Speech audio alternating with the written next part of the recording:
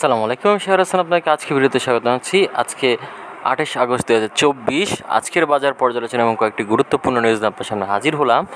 তো আলহামদুলিল্লাহ আজকে অনেক দিন পরে হলেও মার্কেট কিন্তু ভালো পরিমাণে আপ হয়েছে আমরা খেয়াল করছি, এবং টাকার অঙ্কের লেনদেনও কিন্তু মোটামুটি ভালো হয়েছে বলা যায় সেই হিসেবে।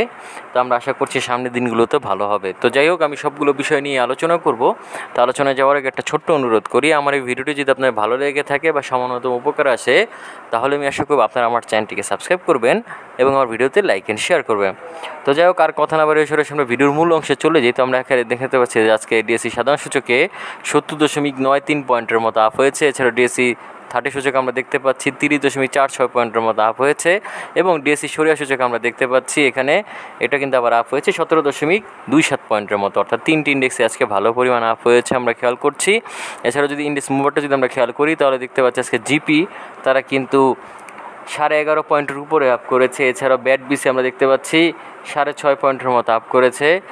এছাড়াও আমরা দেখতেছি ব্র্যাক ব্যাংক, অলিম্পিক এবং রেনাটা এরা সবাই কিন্তু আমরা দেখতে পাচ্ছি 4 পয়েন্ট থেকে শুরু করে 3.5 পয়েন্টের মধ্যে এই অবস্থানে তারা আপ করেছে, ভালো পরিমাণ পয়েন্টই বলা যায় তারা আপ করেছে। এছাড়াও এমজেএল, এখানে খান ব্রাদার্স, রবি, এখানে স্কয়ার ফার্মা এবং বিকন ফার্মা এরা সবাই আমরা দেখতে পাচ্ছি 2 থেকে শুরু করে 2.5 পয়েন্টের থেকে বেশি আপ করেছে।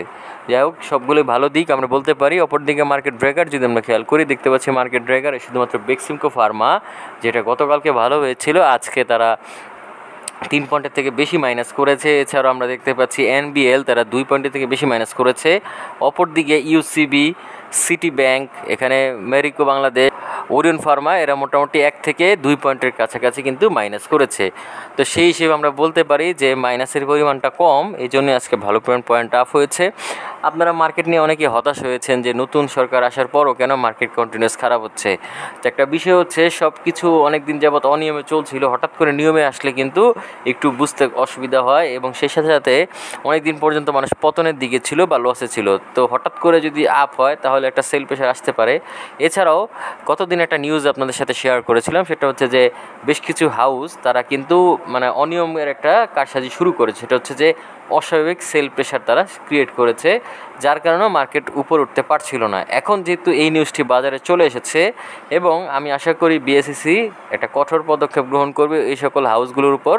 তো সেই ক্ষেত্রে আশা করা যায় এই ধরনের দুঃসাহস বা এই ধরনের অন্যায় করার শক্তি তারা আর পাবে না। আর যদি না পায় তাহলে সেই ক্ষেত্রে মার্কেটের যে স্বাভাবিক গতি সেটাই কিন্তু সম্ভব হবে।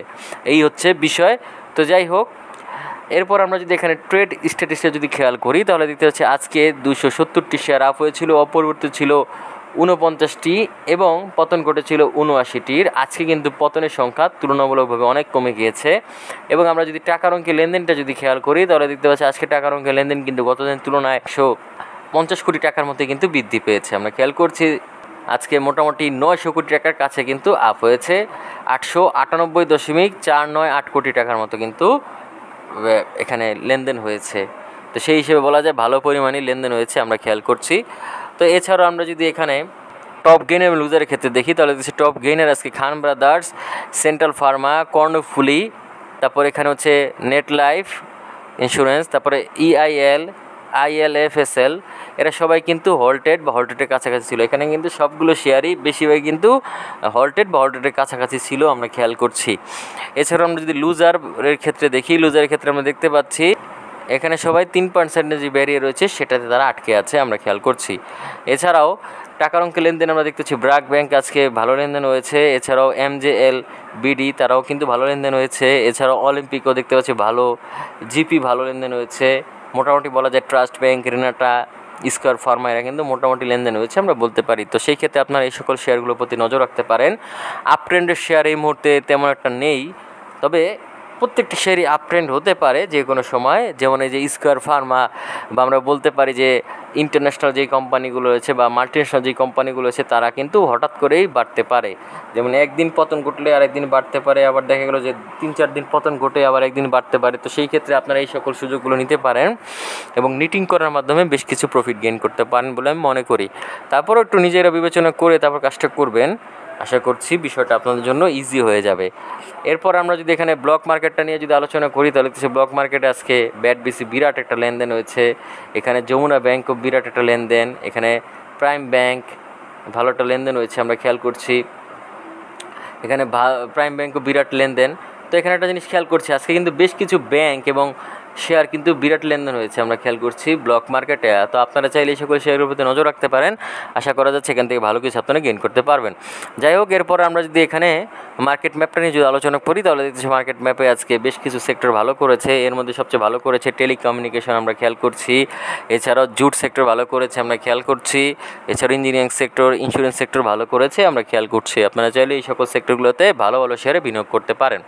তো যাই হোক, এই ছিল বাজার অবস্থা। তো এখন আমরা চলে যাবো একটি গুরুত্বপূর্ণ নিউজে। তো প্রথম আমরা যে নিউজটি নিয়ে আলোচনা করবো সেটা হচ্ছে 8 কর্মদিবস পর ঊর্ধ্বমুখী প্রবণতা শেয়ার বাজার।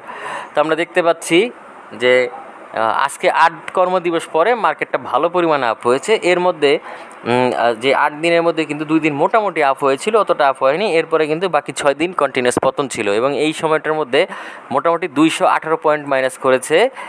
এবং আমরা দেখতে পাচ্ছি যে আজকে মোটামুটি 71 পয়েন্ট রিবিল করেছে, বা আমরা বলতে পারি রিকভারি করেছে আগের অবস্থার তুলনায়, অর্থাৎ 218 পয়েন্টের বিপরীতে 71 পয়েন্ট আপ হয়েছে। এই হচ্ছে বিষয়। এবং আমরা বলতে পারি এটা মূলত হয়েছে যে সেল প্রেশারের কারণেই। সালমান এবং শিবলি রুবায়েতের যারা দোষর রয়েছে তারা বিভিন্ন রকমভাবে সেল প্রেশার তৈরি করে আতঙ্ক সৃষ্টি করেছে এবং সেই আতঙ্কের কারণেই এই ধরনের কারসাজি হয়েছে। এবং আরেকটা বড় বিষয় হচ্ছে এই ধরনের কারসাজির সাথে জড়িত বেশ কিছু হাউস রয়েছে, মার্চেন্ট ব্যাংকের সাথে জড়িত যে সকল হাউস রয়েছে তারা জড়িত, তাদেরকে কঠোর শাস্তির আওতায় আনার জন্য আমি বিসিসিকে অনুরোধ করছি এবং বর্তমান সরকারকে অনুরোধ করছি। তারা একমাত্র শেয়ার বাজারকে অস্থিতিশীল করার ক্ষেত্রে ভূমিকা রাখছে। আমি সরকার প্রধানকে বলবো, আপনি যদি তাদের প্রতি কঠোর না হন তাহলে কিন্তু তারাই একদিন আপনার সরকারের জন্য ক্ষতির কারণ হবে। এটা হচ্ছে আমার অনুরোধ আপনার প্রতি, আপনি দয়া করে কঠোর হবেন এবং শেয়ার মার্কেটকে স্বাভাবিক করার চেষ্টা করবেন, তাহলে বিনিয়োগকারীরা লেনদেন করতে আগ্রহী হবে। যাই হোক, এটি হচ্ছে প্রথম নিউজটির পর দ্বিতীয় যে নিউজটি নিয়ে আলোচনা হবে সেটা হচ্ছে ঊর্ধ্বমুখী বাজার ও ক্রেতা সংকটে 24 কোম্পানি। তো যাই হোক, আজকে ছিল আপ ট্রেন্ড, ভালো পরিমাণ পয়েন্ট আপ করছে, তার মধ্যেও কিন্তু 24টি কোম্পানি আপ হয়নি। তারা কারা আমরা একটু এক নজরে দেখি। তারা হচ্ছে Salvo chemical, Marico Labello, K&Q, Sonali paper, Shinepukur ceramic, হামি, Orion pharma, Beximco pharma, Bashundhara paper ও ইউনাইটেড কমার্শিয়াল ব্যাংক।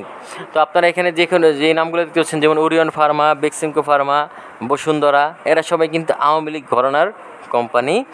তো এখানে নাম করা বেশ কিছু কোম্পানি আছে, ওরিয়ন, বেক্সিমকো, বসুন্ধরা, এরা কিন্তু পুরাই আওয়ামী লীগের একটা ভালো শাইনপুকুরও একই অবস্থা। তো এই সকল কোম্পানিগুলোর বর্তমানে খারাপ অবস্থা হবে, এটি স্বাভাবিক।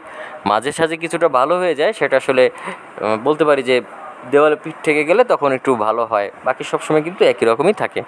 তো যাই হোক, এই জন্যই আসলে এই সকল শেয়ারগুলো খারাপ হতে পারে। এই জন্য আপনাদেরকে বলবো বিনিয়োগ করার ক্ষেত্রে অবশ্যই জেনে বুঝে ধৈর্য ধারণ করে বিনিয়োগ করুন এবং এই ধরনের শেয়ারগুলো থেকে বর্তমানে বিরত থাকুন। তো যাই হোক, এর পরবর্তীতে আমরা যেই নিউজটি নিয়ে আলোচনা হয় সেটা হচ্ছে 9 কোম্পানি শেয়ার বিক্রিতে বিনিয়োগকারীদের অনীহা। তো মূলত শুধু যে শেয়ার মার্কেটে শেয়ার খারাপ করছে তাও না, বেশ কিছু শেয়ারও কিন্তু ভালো করছে, এতে করে বিক্রি করতে চাচ্ছে না বিক্রেতারা, তারা ভাবছে যে আরও উত্থান হবে। এবং সে সকল কোম্পানিগুলো কারা সেটা আমরা একটু দেখে নিই। তার হচ্ছে central pharma, Dhaka dyeing, express insurance, first finance, international leasing, তারপর Karnaphuli insurance, Khan brothers, national life insurance ও পিপলস ইন্স্যুরেন্স। তো এই সকল শেয়ারগুলোও কিন্তু বর্তমানে আপ হচ্ছে বা হল্টেড হচ্ছে। আপনারা চাইলে এই সকল শেয়ারগুলোর মধ্যে যেগুলি ভালো সেখানে বিনিয়োগ করতে পারেন।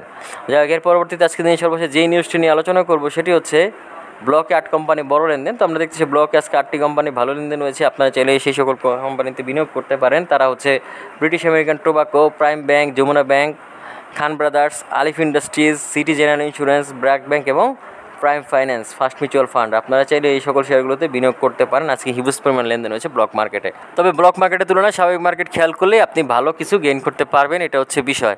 তো যাই হোক, আজকে আর বিষয়টা কথা বাড়াবো না, আজকে এখানেই বিদায় নিচ্ছি। আগামীতে দেখো নতুন কোনো ভিডিও নিয়ে। আপনাদের বিনিয়োগ নিরাপদ থাকুক সেই প্রত্যাশায় এখানে বিদায় নিচ্ছি। আল্লাহ হাফেজ, আসসালামু আলাইকুম।